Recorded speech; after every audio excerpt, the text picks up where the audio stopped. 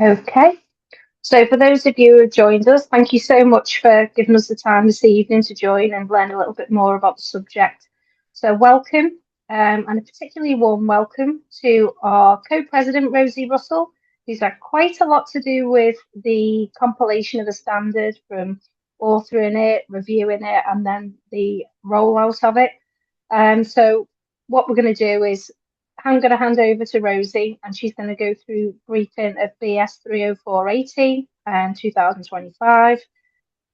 So sit back, have a listen, look at the slides. I'm sure you'll find it useful.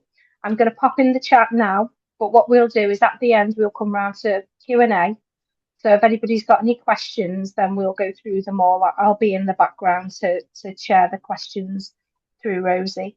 And so I will hand over to you, Rosie. Thank you very much.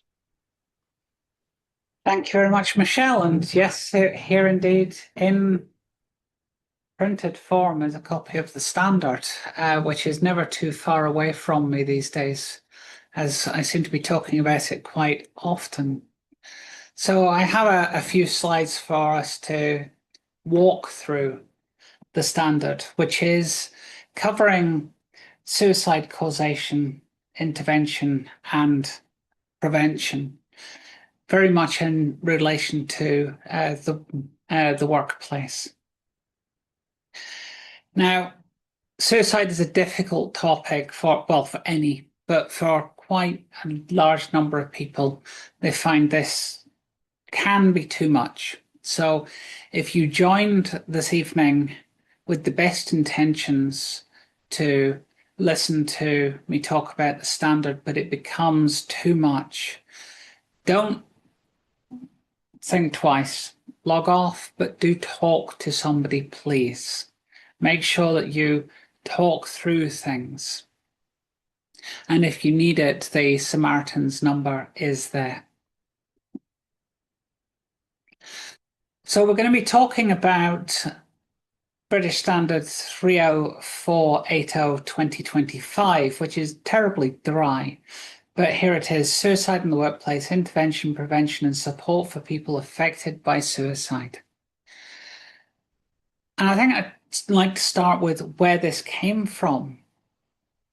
A chap called Marcus Long lost his son to suicide.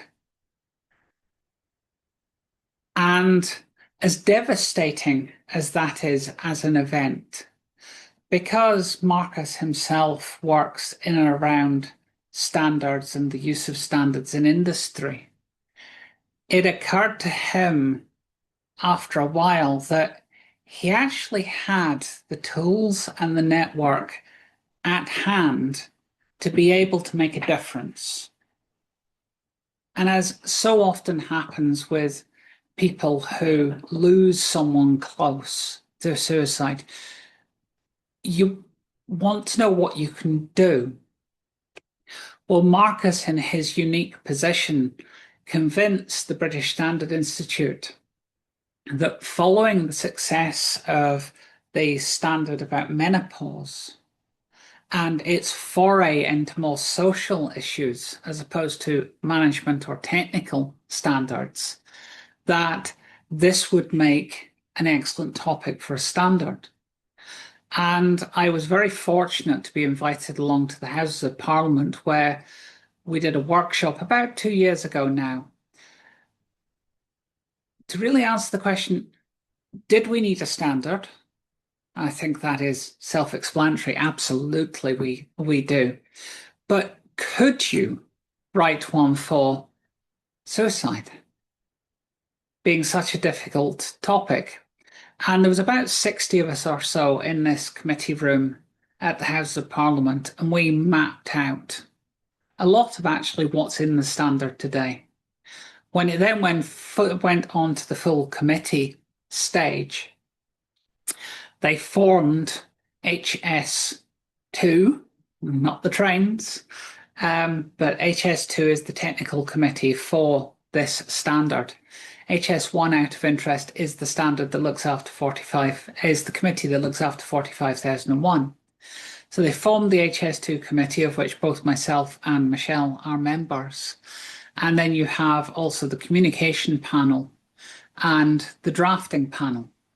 The drafting panel was on the whole made up of psychiatrists, psychologists, people from suicide prevention charities.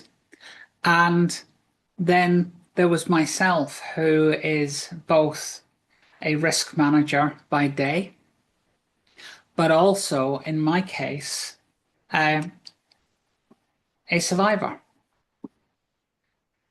I'm not going to dwell on this particularly this evening. It's the wrong forum for this. But just over 10 years ago, I did attempt to take my own life.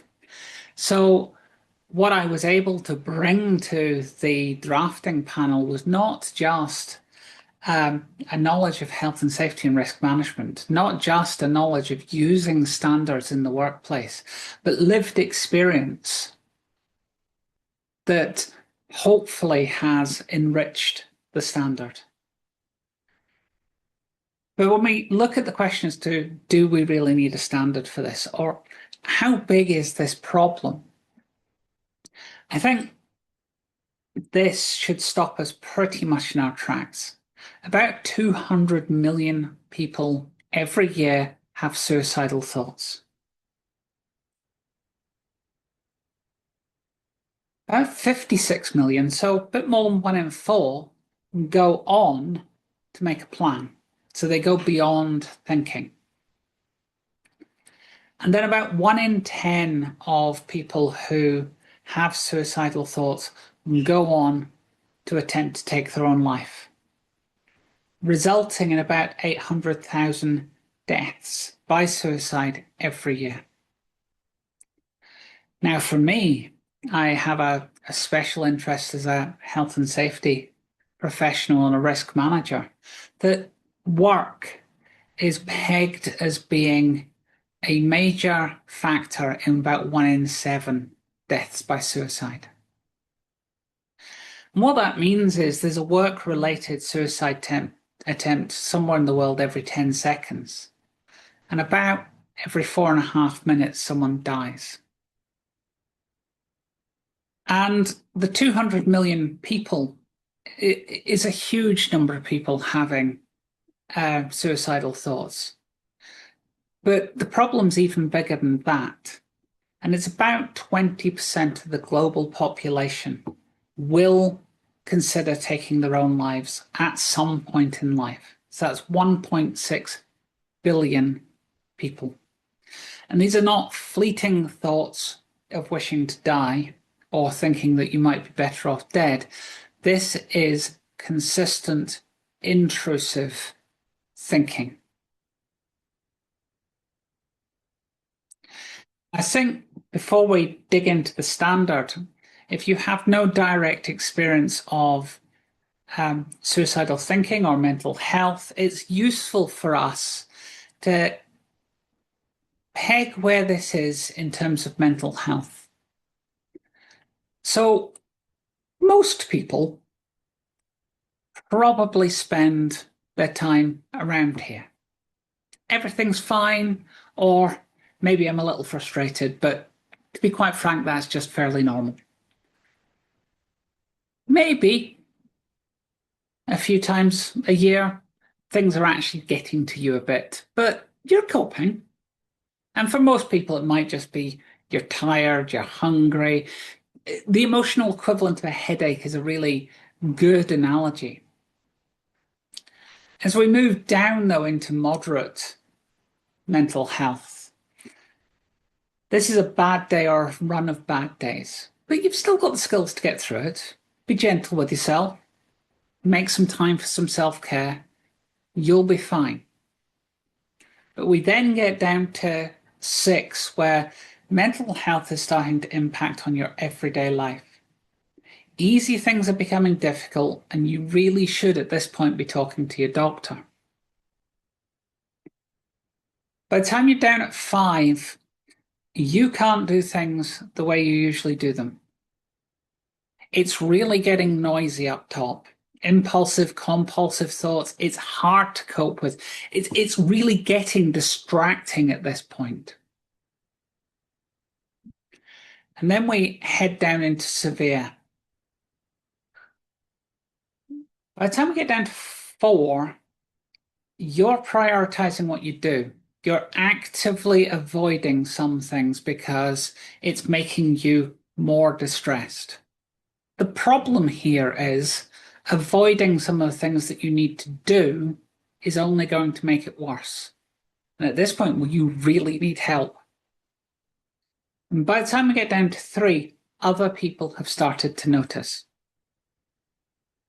And I think this is the point that really makes me pause for thought, is that at 6, you should be seeing your GP. At 4, it's really serious, yet nobody notices. By the time we get down to 2, there is so little that you can get on with. You are really, really struggling now. And 1, this is down to the worst mental and emotional distress possible. At this point, you are really struggling to care for yourself. And you just want the pain to stop. And this is the point at which a crisis line really needs to be called.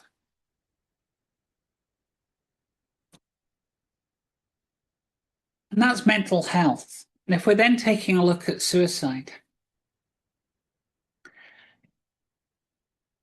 in The Lancet, they published a really good, really simple theory of suicidality. And it comes down to these 2 things: being alone and being a burden. So it's that no longer feeling that you are part of a group. Now, you might think that person is, but they don't anymore. They feel from where they are that they're alone. And they feel that they're not contributing. And again, from outside, you might not agree with that, but they feel alone and a burden. They are just a weight. And then we get the suicidal thoughts.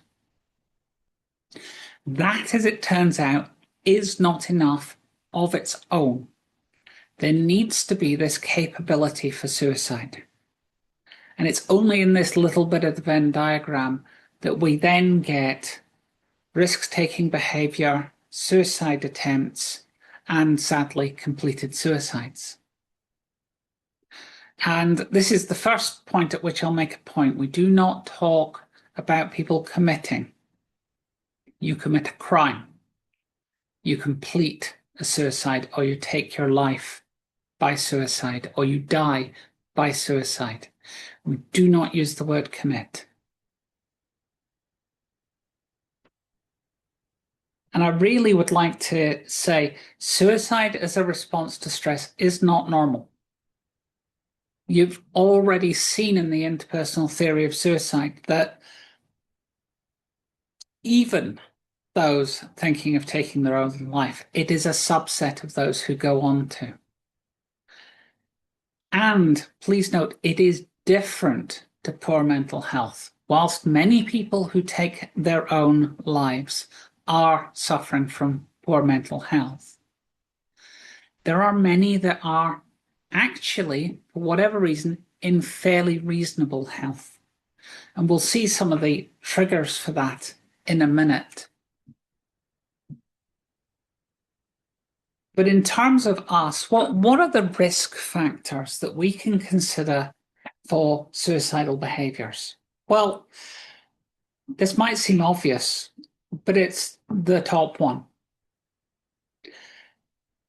If someone is talking about ending their life, that's something we should take seriously. Because about 1 in 10 people who have suicidal thoughts will go on to make an attempt. A previous attempt, that's another red flag. Self-harm is a risk factor. I have an asterisk against it though, because self-harm might be the route by which someone lands up dying, but they may not have intended to take their own life. Self-harm is often used as a way of controlling mental pain. And if anyone's interested, I can discuss that more another time. Mental health, absolutely a risk factor, as is substance misuse and many different mental health conditions.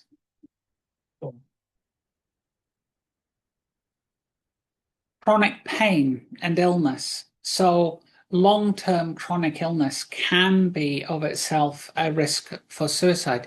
Remember I said the pain, you want the pain to stop. I was talking about mental pain there.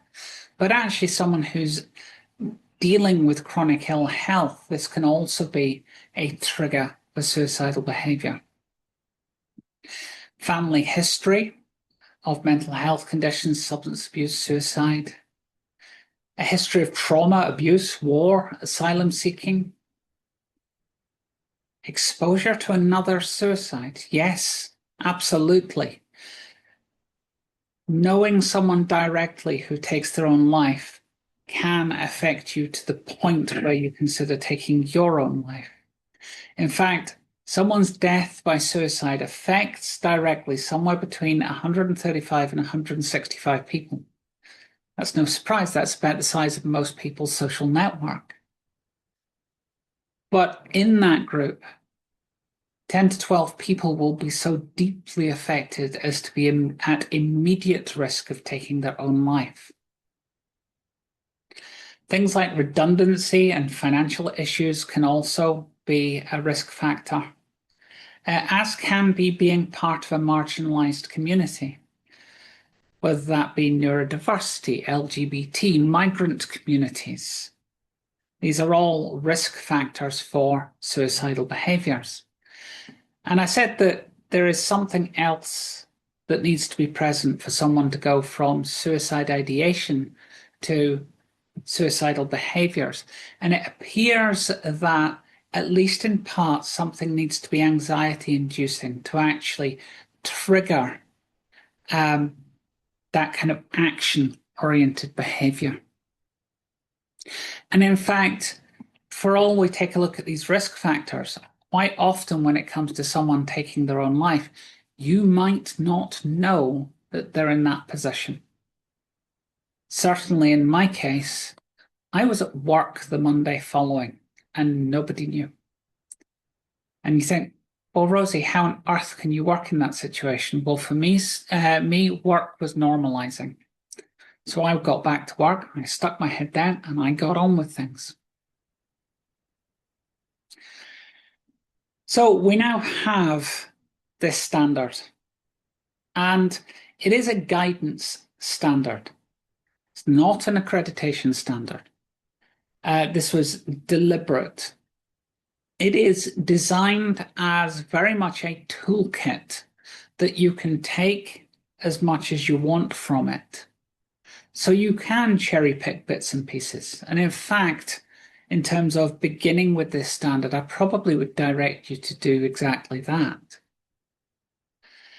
Now, in terms of what's contained within the standard, in the preamble, we have a section on myths.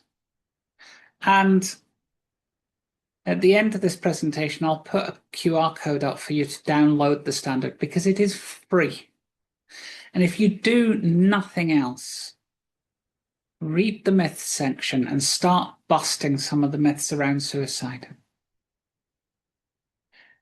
When we then get into the meat of the standard, section 4.1 takes a look at workplace culture and what we can do in the workplace to improve the culture such that talking about suicide or being able to seek help in the workplace for thoughts of suicide, or when someone dies by suicide, we can normalize seeking help. The problem is suicide being such a taboo topic. People won't talk about it. They might have lost their best friend or a family member, yet come to work, be immediately at risk themselves yet not talk about it. So we have to change the culture. Section 5 is the policy section. And we're not mandating that you go out and have a suicide prevention at work policy. What this section is a tool that you could use to write one if you wanted to, or a tool that you could use to review other policies and procedures that you have in your organization to make sure that everything that you might need is covered. We do then get into prevention, and prevention in the workplace is everything from the culture bit that we've talked about before and creating and normalizing an environment in which people can talk when they're hurting. But it can also be restricting access to means. It can be assessing your built environment and considering what you can do there. But as I've mentioned, for many people, you will not know that they are at immediate risk of taking their own life. Well, until they're actively involved in it. And then we have the intervention section. And yes, you can intervene to save someone's life.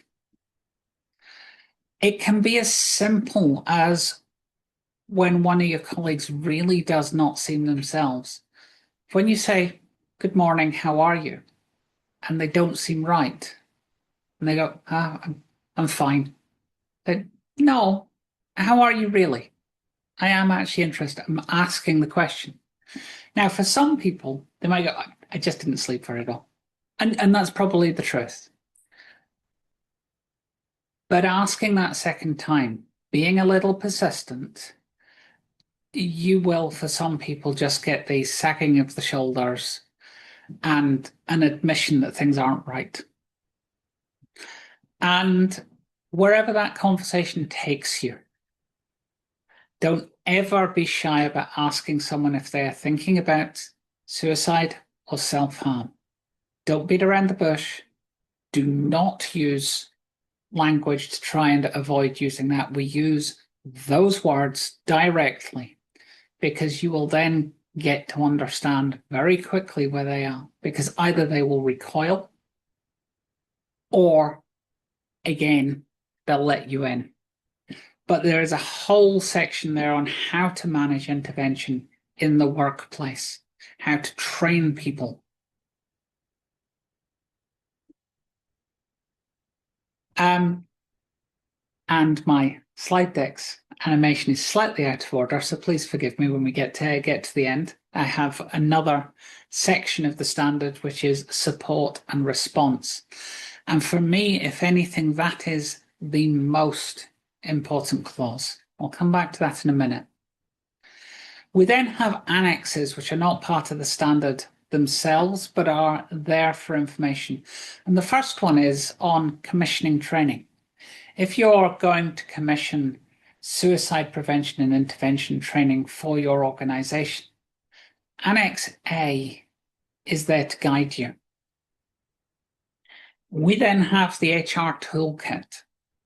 And in here, we have a number of sections to really help HR guide their response, but also how they will be supporting an organization. One of the things that's in the support and response clause, as well as in here, is to have a plan.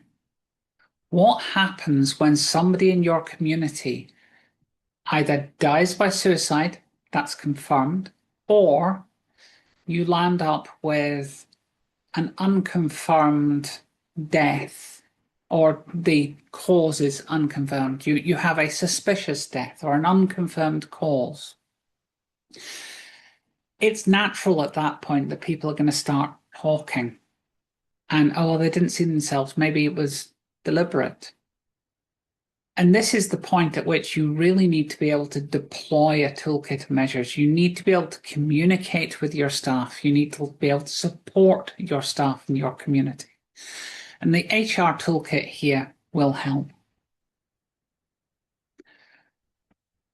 Clause C, Annex C is very much supplementary to what you'll find in the likes of ISO 45003. And it takes a look at stresses at work that are pertinent in terms of suicide ideation and suicide attempts. We then have a line manager's toolkit. Again, that's really helpful. How do you manage someone who is having suicidal thoughts? And in here, we've got things like how to create a safety plan, how to talk to an individual. Annex E, this is our self-audit. In here, we have benchmarking questions. We have questions we can use to interrogate our management systems. We have the ability to ask action-oriented questions that will then lead us to take action in our organization. And as I say, for me, one of the really key things here is having a good support and response plan. The main thing here is if someone does die, either confirmed by suicide or in suspicious circumstances, many of the people affected will be people who would normally respond to an emergency in the organization. It will happen that way. So you need to have a clear and documented response plan that you can just put into play.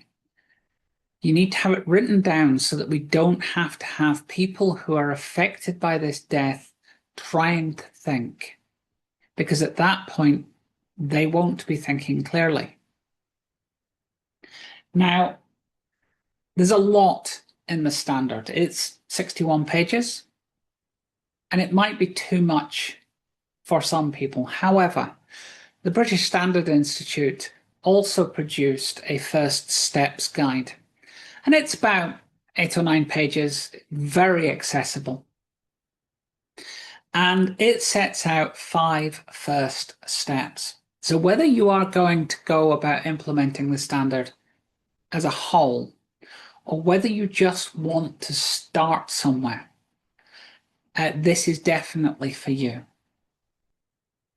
And so the first step is recognize the issue, talk about it, commit to action. And that will guide you then towards culture and leadership and policy and clauses 4.1 and 5.1 and clause 5.2, and making a clear commitment in the organization that this is something that we are going to tackle as a topic. And please note, as I've said, suicide prevention, intervention, and response is different to your mental health activities, because you can be in the depths of depression yet not be suicidal. So once you've got that coalition of the willing who are looking to address this issue in your organization, you then need to think about building a better understanding. So here now we are looking at prevention in clause 6 and the commissioning of training in Annex A, and really equipping managers and staff, especially HR, safety and wellbeing leads, with the knowledge that they need. And really equipping people to start conversations. As you move on, clause 6.2, clause 8.3, these will help you make sure that you document and share clear support pathways. Because one of the considerations that we have here is, how do we reintegrate someone into the workplace after they've made an attempt? If someone discloses not only are they thinking of taking their own life, but they have attempted and lived through that, how do we reintegrate? How do we support? How do you support the supporters? So support pathways is really key here. And then the fourth step is be prepared to help. This is about crisis management and response, and everything you need there is in Clause 7 and Annex D. It's a simple protocol. We need to ask directly. We need to listen with empathy. We need to make sure that we can signpost professional help. And in terms of our preparedness, that means we need to know where to get that in our community. But if in doubt, if you are sitting with somebody who is not just saying that they wish to take their own life, but they will, and they will if they let go, then the emergency services are your first step of support. It is 999 and call the police, because it is the police that have the powers under the Mental Health Act. Something that I know all too well when I was detained by Police Scotland. And I'm very, very glad that I was. And then plan for support and recovery after a suicide. So this is, how does your organization as a whole get supported? How do you support those directly affected? How do you deal with next of kin? Things like personal effects as well. And that's all there in Clause 8 and Annex B. So in terms of what do I do in this situation? We are now in a much better position than we have been, because this standard is not just a British first, it is a world first. That there is now a standard to help us and guide us, prevent, intervene, and support. And if you've not done so already, please get your mobile phone out, scan that QR code, or search online for BS 30480. You can also search online for BS 30480 Quick Guide, or Suicide in the Workplace Quick Guide, Suicide in the Workplace Standard. And I would very much urge you to go and download it. Whilst it's a difficult topic, the standard itself is not a difficult read. It is action-oriented and there to help you.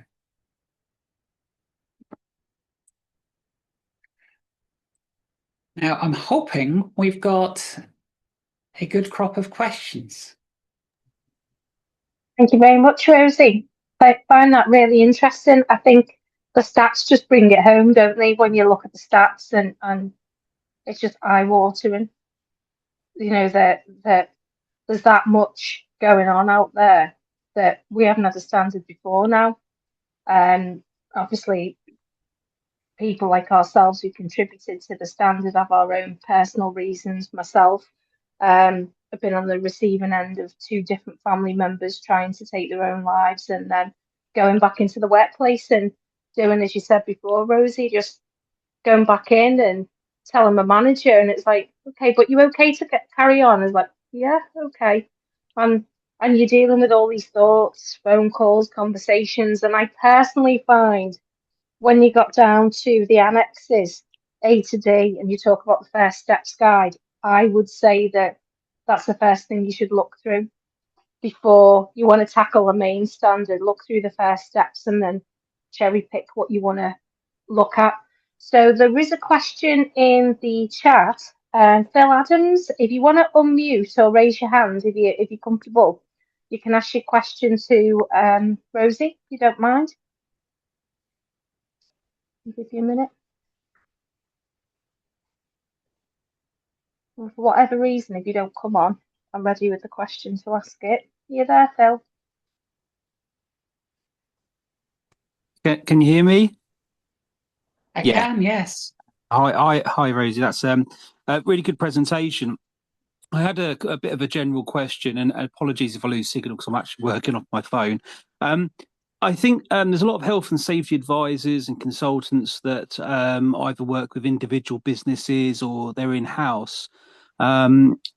suicide prevention or suicide awareness is, as you said, it's a bit of a taboo subject.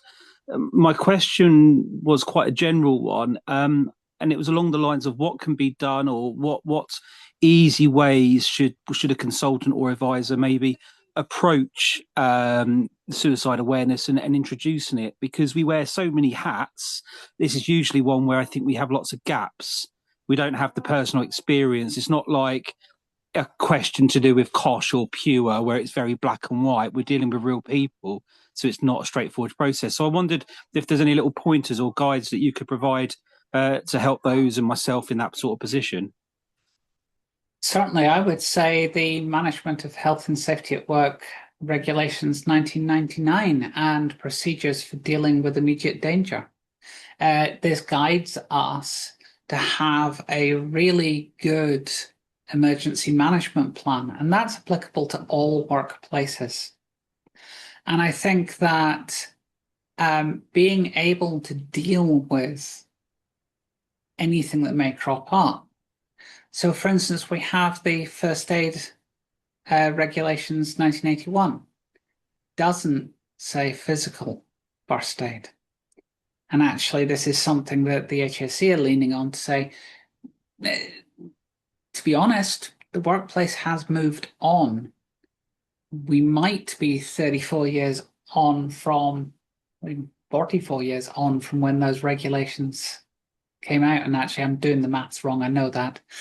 But in actual fact, when you're looking at your ability to respond to an emergency, it should include your ability to respond to a mental health emergency. And that could be someone who is in crisis. It could be someone who is actively suicidal. It could be supporting the organization after a death. And please bear in mind, if you're a consultant and you are dealing with SMEs, that it doesn't need to be a direct employee for you want to be deploying a support plan.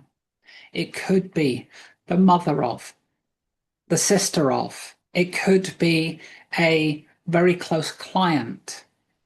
It could be a contractor that's on your site regularly. Any of these might trigger you wanting to have that response plan going. So your HR toolkit, your line manager's toolkit, and your response plan are key. And in actual fact, because of the risk of someone taking their own life, dying by suicide because they've been exposed to somebody else's death by suicide, that's actually most likely to save a life. So that's where I'd start. Okay, thank you. Thanks for coming in, Phil. So there's another couple in the question box. Well, one of them was really a statement from one of our attendees tonight, and it was more, thank you for mentioning the police as being the people that you'd ring, because I don't suppose that's somebody that's really, that's not a call a lot of people make. And Rosie, mentioning that that's the route you should go down if someone's in immediate danger. If we've learned anything tonight, that's one of the things that, one of our viewers have picked up on. The wonderful, wonderful people from Police Scotland who are trained to deal with this are the reason I'm here to talk to you. I cannot thank the police enough. And they dealt with me sensitively. That's the other thing, is you might think they'd come in a bit ham-fisted. They're trained for this one. And they were firm, but sensitive. Good to know, and I think it's good that you've mentioned that, John. Do you want to come in?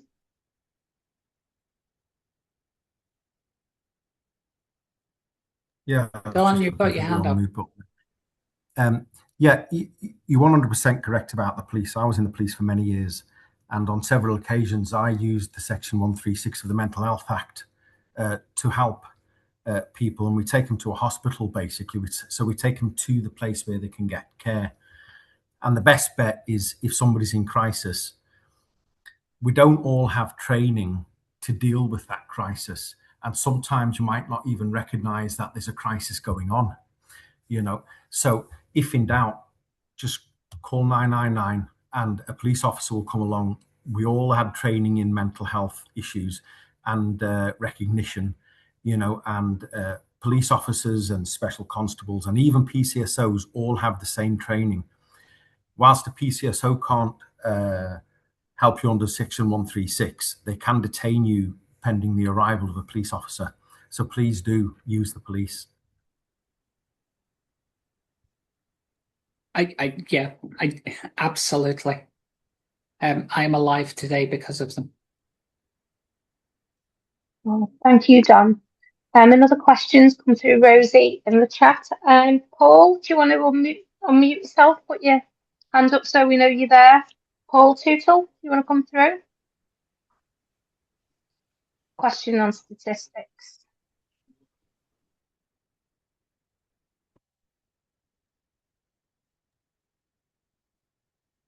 Okay, no worries. I can ask the question for you anyway. No, so I think I'm here now. Okay, brilliant. We can hear you loud and clear. Thank you. Okay, yeah, thank you. Obviously, I'm a construction-based health and safety professional, and the stats for construction and young male workers now in the UK, you're up to 2 a day. I know I'm based in Liverpool in the northwest. I know personally of 2 in the construction industry within the last 4 months, 5 months. So I know the construction leadership team are looking at it, and it's something that I've, even before mental health first aid training was available, I think as safety professionals, we care about people and we always, do it. And the Lighthouse charity do such great work in the construction industry as well. But construction and agriculture, about 20% of all suicides. Yeah. And, it's a strong word, but I think, it's potentially an epidemic in construction now. And this is why I make the point about people being exposed to a death by suicide being at immediate risk of taking their own life. Yeah. This really came to the fore first, and it's worth looking this up, but it's the France Telecom event where the toxic workplace culture led to a cluster of suicides. I don't remember the exact number, but it was over 10. But actually, they landed up with a contagion effect. And I know that the public health bodies are very careful about looking for that. When they have multiple suicides in the same space of time in the same area, they look for a connection. Yeah, I think, I've talked to lots of people and you do trainings, and I think I can only speak about my industry, in construction and, the financial side of it, the self-employment side of it, it's all self-employed now. It's all, if you're not in work, you don't earn. Working away from home, I'm sitting in a hotel room now where I've most of my life, and I think there's so many triggers now for younger men and culture change and lack of support. Something has to change, and maybe this is the change. Maybe this guidance, maybe some, I'll be sharing, this information far and wide, and I think this is definitely a starting point for taking this forward in the workplace, 100%. Pleased to say that the UK government has called this standard out in their new men's health strategy. Okay. Seeing as I think men are, I'm going to get this wrong, but it's roughly about 7 out of 8 deaths by suicides are men. Yeah. So this is really important. Yeah. Okay, but listen, thank you for your time and your involvement. It's a very important topic, yeah. And thank you for there's turning people up, out there like myself that care about people and support people, yeah. Maybe not enough of us. I think you'd be surprised. They're all coming out the woodwork now. Yeah, good. Okay, thank you. That's me. Thanks, Paul, and thank you, Rosie. There's no more questions in the Q&A, but just to say, I'm sorry for your experiences so far, Paul, but I think that we've got shared and common aim of being that change, and the more we share, and you know, not necessarily look at the full standard, but even the first steps guide, if you can have a look at that, and even look at your notice boards or the helplines on there. Are we doing enough, you know, on the ground to make a change? But we're definitely going in the right way. But I just want to say thank you for everybody who's joined this evening. I'm just going to check now because one of my colleagues has just said there's another question in.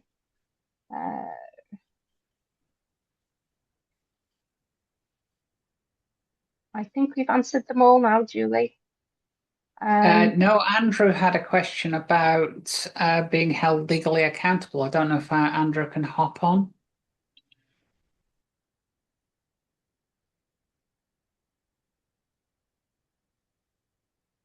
Which Andrew was it, Rosie? I've got two. Well, it was. Let's have a look. I can see a question from Angela. It's all right, my screen's Just above that, and Andrew P. Okay, excellent. Right, Andrew, I'm just going to try and unmute you now. So if you just bear with me. There we go. You should be able to unmute yourself now. Thank you. Can you hear me? Yes. Sure, great. Rose, absolutely great presentation. Thank you ever so much, and thanks for sharing that your experience with us as well. It's absolutely awesome. It really is. Speaking like in conjunction with a former colleague, you heard from another police officer before. My question posited was in relation to the amount of stress within the police service currently. That's highly evident. I'm a former roads policing cop, and when you start looking at the whole organisations as a whole, you generally see there is a complete, sometimes lack of care towards the people who care, and for ambulance service as well. From speaking with friends in other ambulance services where I've heard that there's people that suffer traumatic events and not even had any support for over 6 to 8 months. So seeing this now and given a framework, and it's a question I've called out at the Wellbeing Conference as well, was that are we going to use this and have it as as a framework to assist in bringing people at the top of these organisations to account, because they have to have some skin in the game regarding this and regarding looking after their staff. Because if we lose over 20 police officers each year to suicide, that's 20 too many. So we have to ask that question: what are they going to do about it? And will they face prosecution? That's one of my issues, is that the HSE have not really gone after them because it's crown on crown. Yet, if you're a corporate business, then in construction, as Paul was saying before, you're liable to face some form of punitive action. So it's interesting to see that we got a framework here now to call upon, and I think it's a really, really great stepping stone. So there is that framework. It's now impossible to turn around and say that there is no appropriate guidance out there for workplaces. It's there. I helped write it. Yep. I think unions and other such organisations need to get hold of this, because they can use it to hold their organisations to account. We are definitely seeing a change in attitude around mental health with the HSE, with them now issuing a very stern letter to one of our universities around stress at work. There is now an acknowledgement that deaths by suicide can have a strong workplace element. So I think we're now looking at things turning. Great. It's a great point. It's and it hasn't come too soon enough, has it? Let's be honest. No. And it needs to be done. But that's great. And it took the death of someone, but more to the point, their father, to go, I'm actually in a position to act on this. So again, someone had to lose someone for this to start, which breaks my heart every time I say it. But if you get an opportunity to hear Marcus speak, I would strongly urge you to do so, because he comes at this from the other side of the conversation that I do. Brilliant. Thanks ever so much for your time anyway. Thank you. No. And we have a question around faith groups.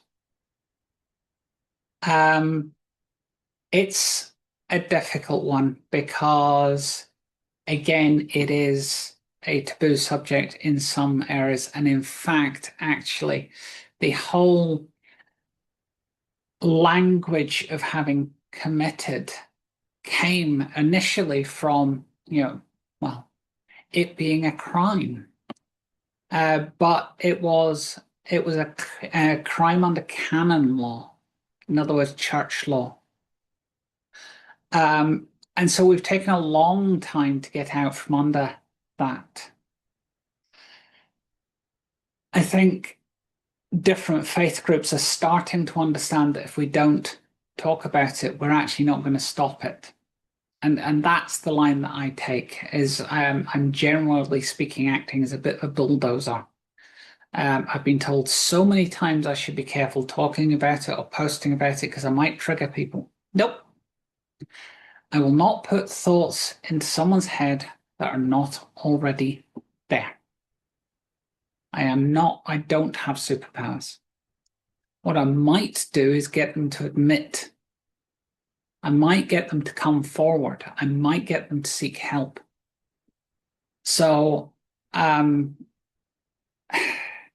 whilst I might be a little bit more sensitive about how I initially approach the subject with someone, if I'm aware that they are a devout person of faith, ultimately I am going to get right down to brass tacks and ask them, are you considering taking your own life, dying by suicide, or engaging in self-harm? Because having a faith won't stop you.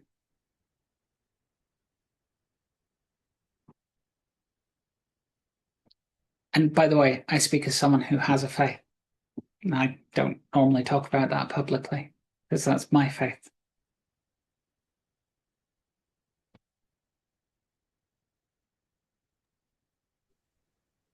Thank you, Rosie.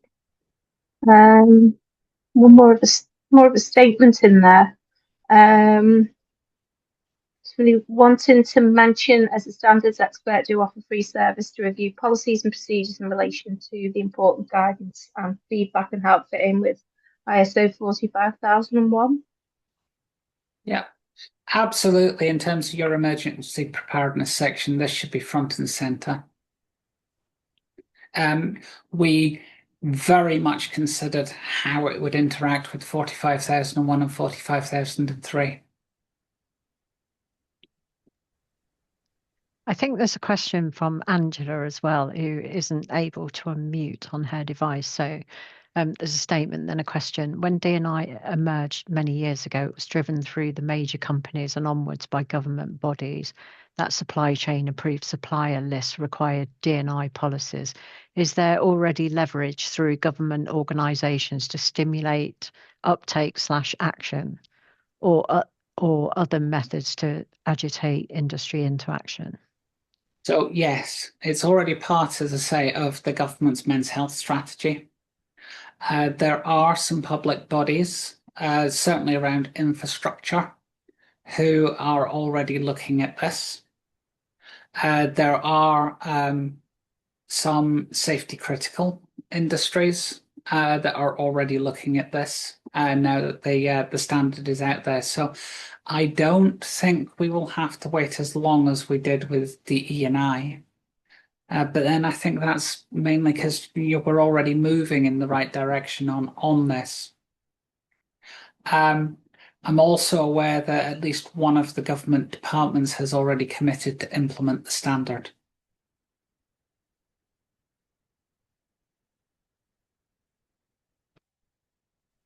Thank you, Rosie. We've had one more question come in the Q&A. Do you have time for another question? Absolutely. Okay, so this is from Basil. This is a complicated subject rather, and it's related to many aspects of life. And I feel work is also a contributor. How can we relate Maslow's theory of needs to this in preventing the suicide? I'm thinking about some practical, viable solutions which can be implemented in personal and professional life. That's a really good question. It certainly is. And in fact, actually, the discussion of Maslow's hierarchy of needs did come up during the drafting committee at various points. I think you'll find that it's all fairly well baked into the standards there.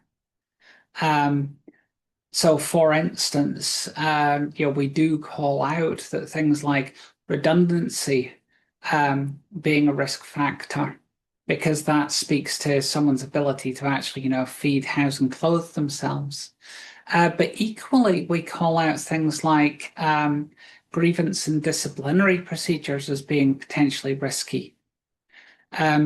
I certainly know of one fairly large organization that I used to work for where a grievance was raised.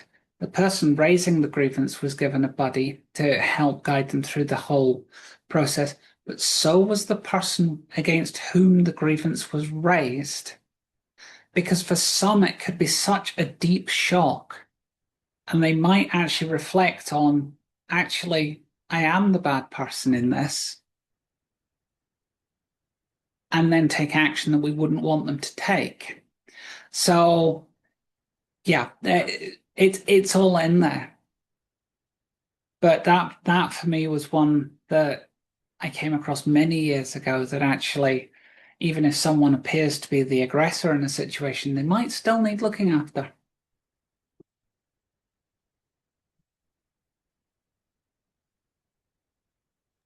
I think that's all the questions now, Michelle. Sorry for butting in. So what I will say is I'm very active on LinkedIn. I think probably most of you are connected to me already. Don't be shy. If you got questions, please ping me. I am more than happy to point you in the direction of more resources. For those of you wondering about statistics, they have come mostly through the WHO.